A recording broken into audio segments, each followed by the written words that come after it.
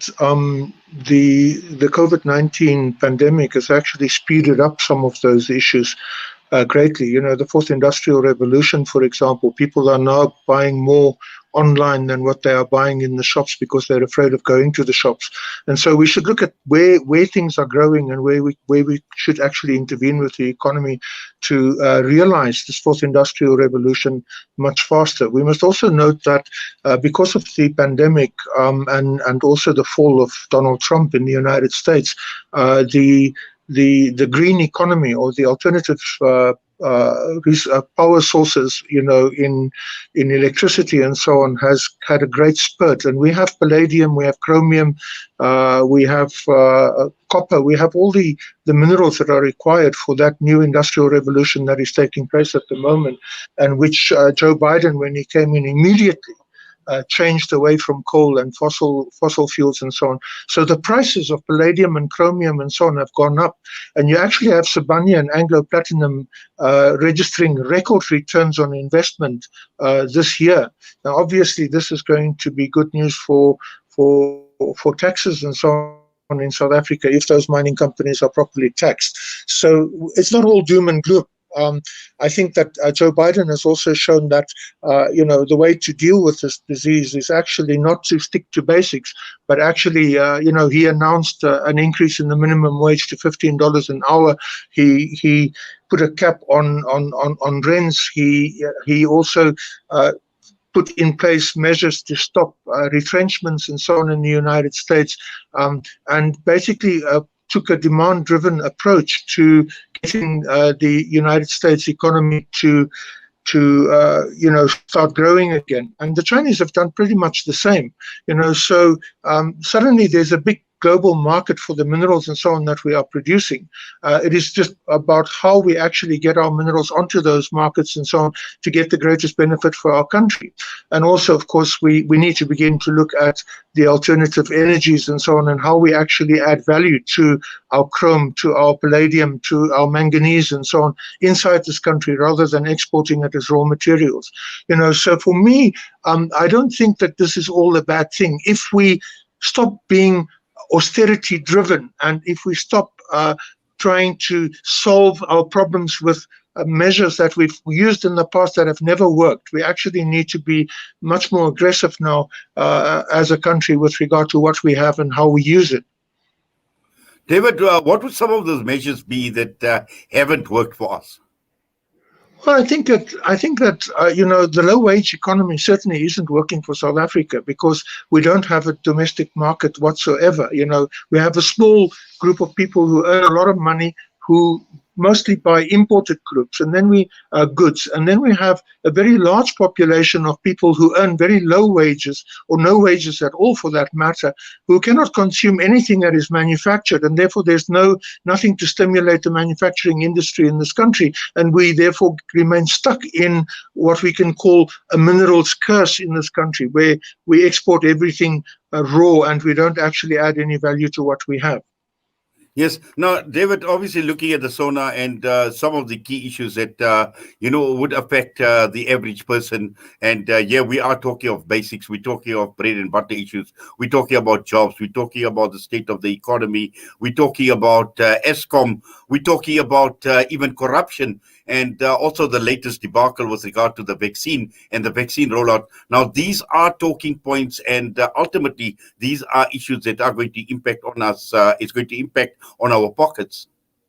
Well, I think that ultimately we have to ask ourselves, with the world standard universities that we have in this country, why is it that we have not actually embarked on developing a vaccine ourselves? That's the first point.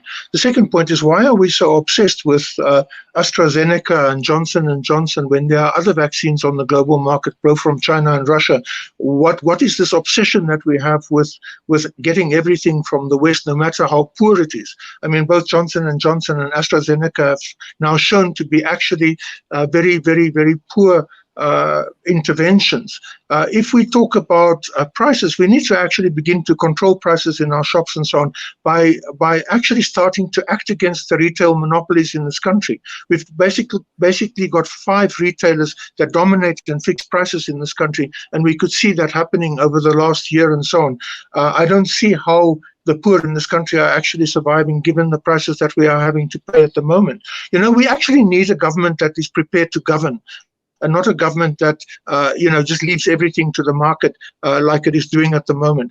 The government is also actually suffocating the economy with the fuel prices and with the electricity prices and so on that we are paying, and it's refusing to look at alternatives. We look at Soweto, for example, with its asbestos roofs, where the money for the removal of asbestos was actually stolen by people in the ruling party. We can actually turn the whole of Soweto into a solar energy plant where every household sells energy back into the national grid by solarizing the roofs and removing the asbestos roofs that are killing people there at the moment. We need to be creative. We need to be inventive. We need to be adventurous. We need to stop being cowering in a corner in terms of the global economy. That's the only way that the Asian economies actually broke out of being extractive economies and becoming manufacturing economies. We could learn a lot from Asia if we are prepared to. Yes. Now, also, David, while the rest of the world obviously is looking at growth and looking at post-COVID, and also many of them with the vaccine rollout, and looking at where we are, we seem to be taking the lead from the West. Yet, when one looks at the successes of countries like China, for instance, an economy that is growing positively, there is the Russian Sputnik V vaccine that is highly spoken of, and South Africa being part of BRICS. We would assume that this would be the natural inclination on the part of South Africa to follow what the Chinese and the Russians are doing. Well, I think that South Africa is a little bit like India when it comes to BRICS. We use BRICS now and again, and on the whole, we actually side with the United States and with the West as far as our policies and so on are concerned. And I think that this is a big mistake because we need to look at economies that manage to break out of the mold and get us into a situation where we can actually step up from being an extractive economy to being a manufacturing economy. And we can only become a manufacturing economy if we actually produce wages and so on that can actually consume what is being manufactured in the country. And at the moment, we're just manufacturing for export. And even that is a problem because we're very far from global markets and our goods are not competitive when they get onto those global markets. I see that Nigeria, for example, has banned the import of rice and they are now actually becoming self-sufficient in the production of rice in that country. This is the kind of policies that we should be following. We should actually be doing import substitution economic development, which is what happened in South Korea, which is what happened in China, which is what happened in most Asian countries. So we need to be nationalistic about our economy to some extent and also about our people. The economy should grow for the people. It should not grow at the expense of the people. And all the new liberal model policies that we followed in the past had economic growth at the expense of the people and therefore just a growth of inequality in the country and poverty instead of actual development and social development, which is what we require. Exactly. And I think, just looking at the SONA and the president at this point in time, and what the nation is looking for is the nation is looking for guidance. The nation is looking for direction, for something that is going to captivate the nation in terms of the content as far as what the president is going to produce. Because we know at this point in time, as one economist put it, there is an oversupply of the president on our screens at the moment, considering over the last year or so, we've seen so much of him in terms of providing regular updates and talking about regulations, disaster management regulations, and how he's been managing COVID. So we are expecting something different, hopefully, David. Well, yes, I think we do. I think we've got an overconsumption of the president on our television screens. That is true, but the fact is that he's appeared a lot on TV saying very little. And that is the problem. If he was appearing on TV, making very definitive interventions and so on, and that is the problem with COVID and the disease in our country as well. We have not had definitive interventions. For example, we're coming up to Easter, the Easter public holidays, as well as the Labor Day and so on. We should actually lock the population down over those holidays, as we saw over Christmas. It's the movement of people that is spreading the disease at the moment and causing the disease itself to mutate.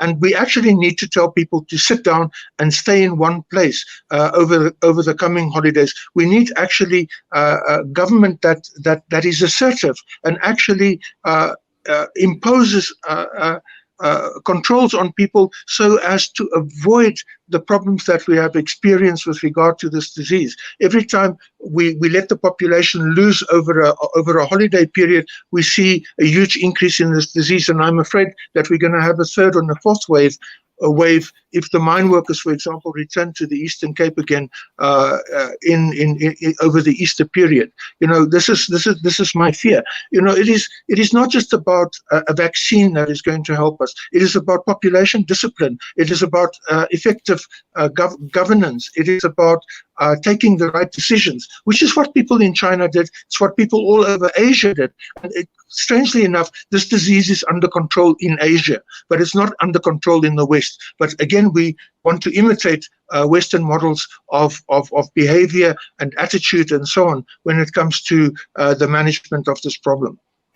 Yes, and also when one looks at Australia and New Zealand, for instance, and we see how successful they've been in terms of containing and managing, and looking at Australia against us, similar climatic conditions and the like, and what did the Australians do different compared to what we have done?